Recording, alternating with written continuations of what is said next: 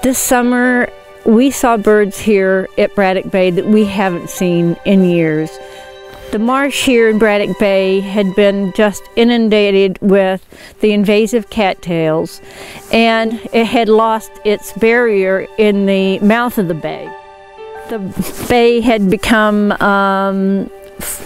had grown up with these cattails, but at the same time, because the breakwater that was at the mouth of the bay was now gone, the cattails, or the marsh, was also washing out in large clumps. The Braddock Bay Project is the last of the required management actions needed to move the area of concern towards final delisting. The Corps of Engineers led the technical team, funded by the Environmental Protection Agency through the Great Lakes Restoration Initiative. The team included members from the New York State Department of Environmental Conservation, the Town of Greece, the US EPA, and an assortment of other federal, state, and local organizations. So what we're seeing back here is stage one of the Barrier Beach Restoration Project. What this involved was laying out a bedding stone and our initial armor stone, the full length of our spine, which is about 1,675 feet. So as you can see, that spine extends sort of in a curvature going that way towards its terminus at that end.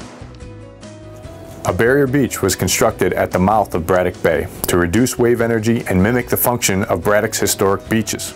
The final design reduces wetland erosion and improves the quality of existing habitat for fish and wildlife. This restoration project will serve to protect and enhance one of the few remaining large wetlands on the south shore of Lake Ontario.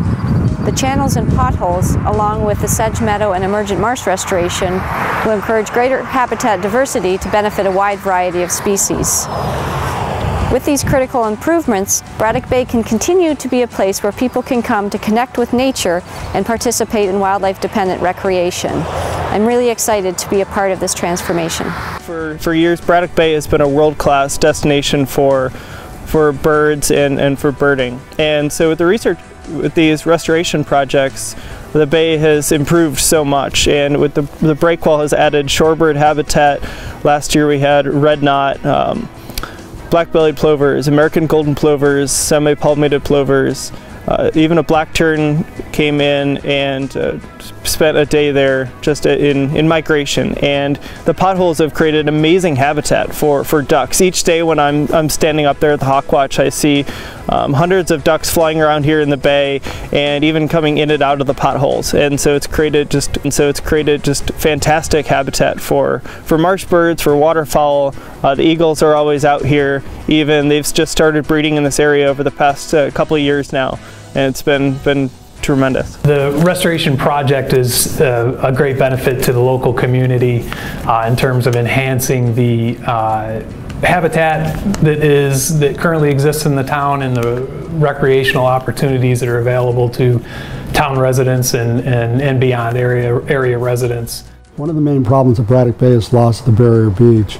And trying to restore the barrier beach and find the right way to do it is very important. And I think we've captured that at Braddock Bay, and it's transferable to other locations. You know, we have a long history of as a society not taking great care of our environments, and this is a chance we can try to make up for some of those damages, fix some of the things we've impacted in the past.